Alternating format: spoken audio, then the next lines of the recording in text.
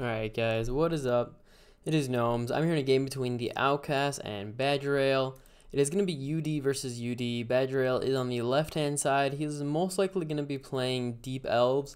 He's been playing Deepelves non-stop, and with that he actually did hit top 10, which is pretty impressive just because Deepelves aren't bad, but they don't really have something putting them together, in my opinion. They're kind of just like good champions. A lot of the Deepelves are also in meta, kind of like how a lot of hyenas are also just in meta SP, right? You have the Houndgin, the Flamefist, and whatnot.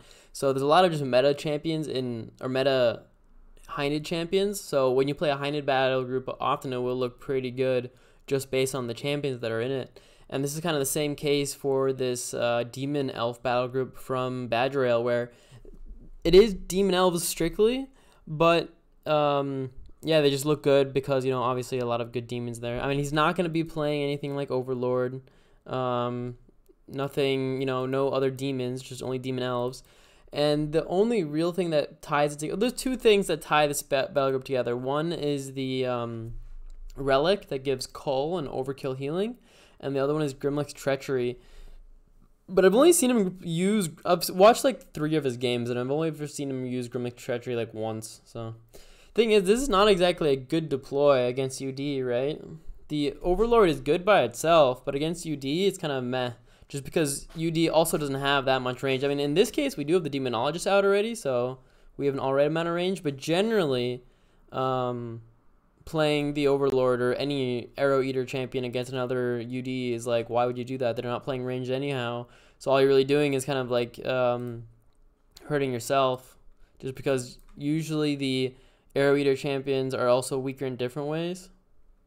So like they'll be strong in that they're good in melee, but only against, like, I don't know how to say it. Generally, Arrow Eaters aren't amazing. Even though, now that I think about it, there aren't many Arrow Eaters, and all the Arrow Eaters that there are in UD are good, right? Pincushion, both Voss are pretty good, so maybe I'm just spouting. But in this case, we do have counterattack melee, and we do have the Scythewhirl. Look at this old school champion, but pretty efficient and pretty hard to deal with. And that's kind of what this Demon battle group is, or this Demon Elf battle group. A lot of really hard to deal with champions. Like here, you do the Scythewhirl, and then you have the evasive, and then you have counterattack melee. So then you're strong against melee, and you're strong against ranged with this champion for 63 Nora. Not the highest damage, though. Actually, yeah, normally it's a 14, but it's still not super high. And then obviously the Succubus, or Succubus, however you want to call it, Succubus, probably one of the strongest 1v1 champions in the game, just because it is so hard to deal with a Bash and Life Siphon and Aura, where you can only attack him once every 2 turns, right? And he's life siphoning, or she's life siphoning herself. So where you need at least 3 champions to kill this thing. It's like there's almost no efficient way to 1v1 this thing ever, because you can only attack it once every you can only attack it infrequently. Is he gonna bounce over? Put a relic down?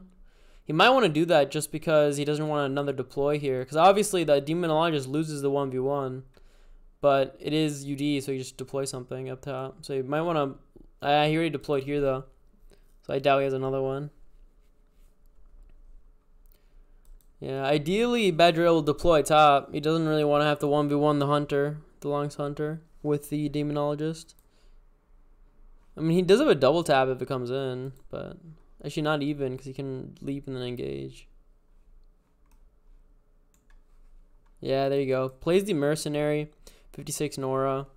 Will be able to... I don't know if it'll win the 1v1, though, because this is... With the Provision, he has so much damage. He's at 17 damage. Or 16 damage, sorry, with multi-attack. Wow, this is 56 Nora, though, so it's very cheap. But yeah, that's just what this elf battle group is. It's just really, like... I don't know. Champions that are hard to 1v1. They're strong, kind of. Alright, there's the Scythewhirl. And now the boss there kind of... Does it engage or does it not engage, right? I guess that generally it will not want to engage. It'll do less damage, but it's better. Yeah, Succubus is such a cool champion. So hard to kill in the 1v1. Because, like, Aura means it deals with things that not all champions can deal with, right? Because you have the Aura. then you're also healing, and you just can't get attacked. So it's like, how do you 1v1? Like right now, he's winning on all fonts. He can't deal with the succubus.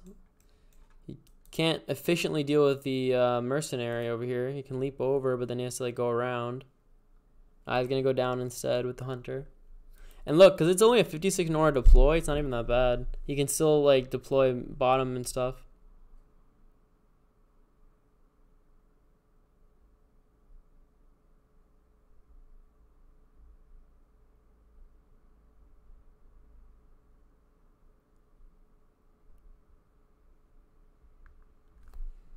Alright, plays the Fire Ruby, actually.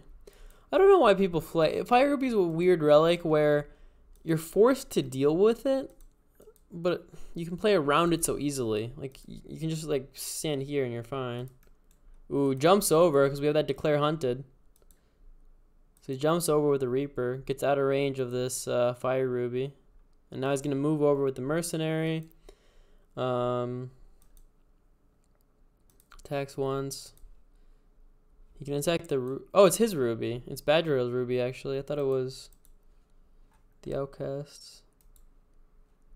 And Drudgery, by the way. That is one thing. I was playing against Badgerale, and he moved in and then used Drudgery. And I was like, wait, why didn't I see that coming? Like, you see the Grief Bearer, and you know it can get Drudgery, and I clicked it, and I saw it. It's one of those weird things where, like, some champions that aren't known for Drudgery, like, I think this champion is generally known for other things, like, I don't know what it normally has. Like, I think you can also get, what's it called?